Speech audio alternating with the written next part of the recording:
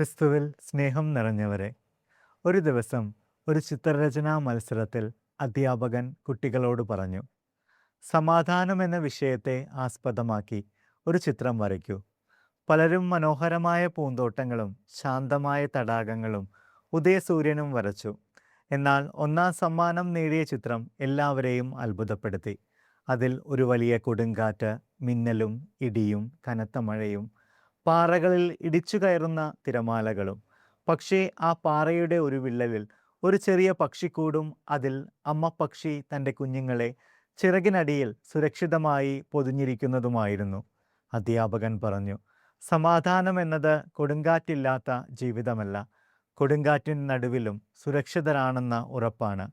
പ്രിയ സഹോദരങ്ങളെ, ഇന്നത്തെ 3 വായനകളും ഇതേ സത്യമാണ് നമ്മെ പഠിപ്പിക്കുന്നത്. ജീവിതത്തിൽ കൊടുങ്കാറ്റുകളുണ്ടാകും, എന്നാൽ ദൈവം നമ്മെ ഒരിക്കലും ഉപേക്ഷിക്കുകയില്ല.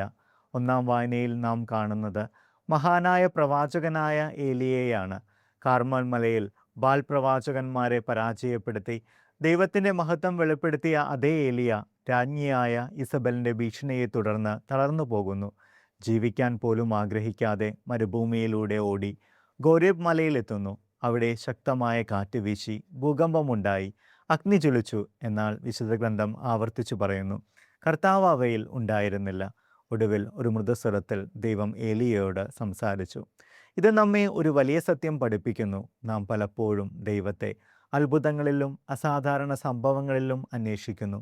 എന്നാൽ ദൈവം പലപ്പോഴും സംസാരിക്കുന്നത് ഒരു കുഞ്ഞിൻ്റെ പുഞ്ചിരിയിലൂടെ, ഒരു സുഹൃത്തിൻ്റെ ആശ്വാസവാക്കിലൂടെ, ദൈവവചനത്തിലൂടെ, അല്ലെങ്കിൽ പ്രാർത്ഥനയിലെ നിശബ്ദതയിലൂടെയാണ്.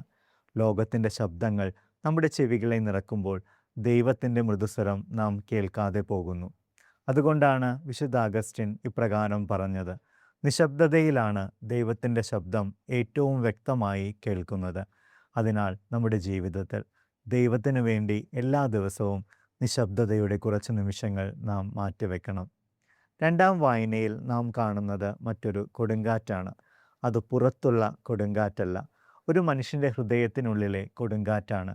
വിശുദ്ധ പൗലോസ് തൻ്റെ ജനമായ ഇസ്രായേലിനെക്കുറിച്ച് വലിയ വേദനയോടെ ഇപ്രകാരം പറയുന്നു, എനിക്ക് വലിയ വേദനയും അവസാനിക്കാത്ത വേദനയുമുണ്ട്. എന്തുകൊണ്ടാണ് അദ്ദേഹത്തിന് ഇത്രയും വേദന?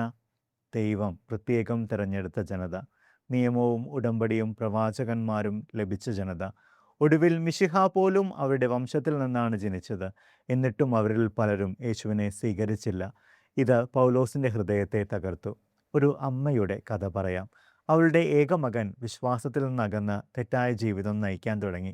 എല്ലാവരും പറഞ്ഞു, അവനെ മറന്നേക്കൂ. എന്നാൽ അമ്മ ദിവസവും അവന് വേണ്ടി പ്രാർത്ഥിച്ചു. വർഷങ്ങൾക്ക് ശേഷം മകൻ തിരികെ വന്നു പറഞ്ഞു, അമ്മേ, ഞാൻ എത്ര ദൂരെ പോയാലും ആരോ എന്നെ തിരികെ വിളിക്കുന്നത് പോലെ എനിക്ക് തോന്നിയിരുന്നു. ഇന്നു മനസ്സിലായി, അത് അമ്മയുടെ പ്രാർത്ഥനയായിരുന്നു. ഒരമ്മയുടെ ഹൃദയത്തെ പൗലോസിലും നാം ഇവിടെ കാണുന്നു. യഥാർത്ഥ സ്നേഹം കുറ്റപ്പെടുത്തുകയല്ല, പ്രാർത്ഥിക്കുകയാണ്. ഇന്ന് നമ്മുടെ കുടുംബത്തിലും സമൂഹത്തിലും വിശ്വാസത്തിൽ നിന്ന് അകന്നു പോയവർ ഉണ്ടാകാം. അവരെ വിമർശിക്കുന്നതിനേക്കാൾ അവരുടെ രക്ഷയ്ക്കായി പ്രാർത്ഥിക്കുന്ന ഹൃദയമാണ് ക്രിസ്തീയ ഹൃദയം. ഇന്നത്തെ സുവിശേഷത്തിൽ നാം കാണുന്നത് കടലിലെ കൊടുങ്കാറ്റാണ്. 5 അപ്പവും 2 മത്സ്യവും വർദ്ധിപ്പിച്ച അത്ഭുതത്തിന് ശേഷം യേശു ശിഷ്യന്മാരെ വള്ളത്തിൽ കയറ്റി അയക്കുന്നു.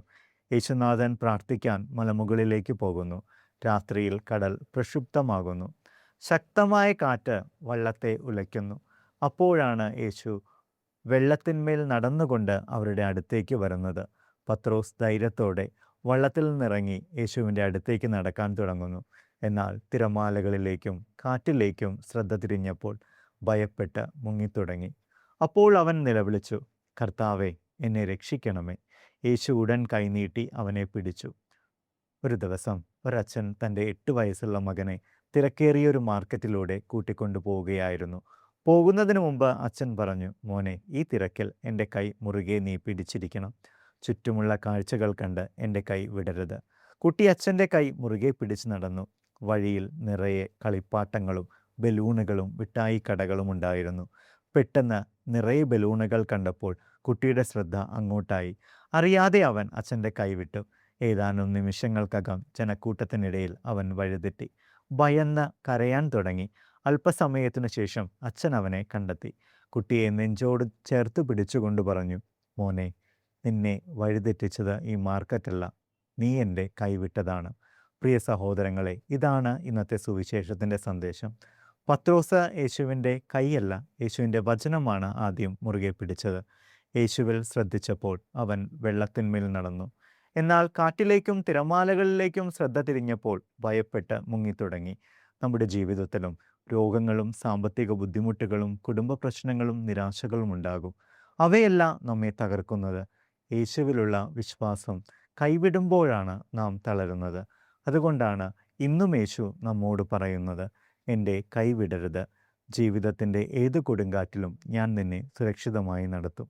പ്രിയ സഹോദരങ്ങളെ, ഇന്ന് ഈ 3 വായനകളും അത്ഭുതകരമായി പരസ്പരം ബന്ധപ്പെട്ട് കിടക്കുന്നു. ഒന്നാം വായനയിൽ നിരാശയുടെ കൊടുങ്കാറ്റിൽ ഏലിയയുണ്ട്. രണ്ടാം വായനയിൽ ഹൃദയവേദനയുടെ കൊടുങ്കാറ്റിൽ പൗലോസുണ്ട്. സുവിശേഷത്തിൽ കടലിലെ കൊടുങ്കാറ്റിൽ പത്രോസും ശിഷ്യന്മാരുമുണ്ട്. 3 വ്യത്യസ്ത കൊടുങ്കാറ്റുകൾ, എന്നാൽ ഒരേ ദൈവം. ഏലിയയോട് അവിടുന്ന് മൃദുസ്വരത്തിൽ സംസാരിച്ചു. പൗലോസിൻ്റെ ഹൃദയത്തിൽ മറ്റുള്ളവർക്ക് വേണ്ടിയുള്ള സ്നേഹം നിറച്ചു. പത്രോസിൻ്റെ കൈപിടിച്ച് കൊടുങ്കാറ്റിൽ നിന്ന് ഉയർത്തി. അതുകൊണ്ട് നമ്മുടെ ജീവിതത്തിലും നിരാശ വരുമ്പോൾ ദൈവത്തിൻ്റെ സ്വരം കേൾക്കാൻ പഠിക്കണം. മറ്റുള്ളവർ വഴിതെറ്റുമ്പോൾ അവർക്ക് വേണ്ടി കണ്ണീരോടെ പ്രാർത്ഥിക്കണം.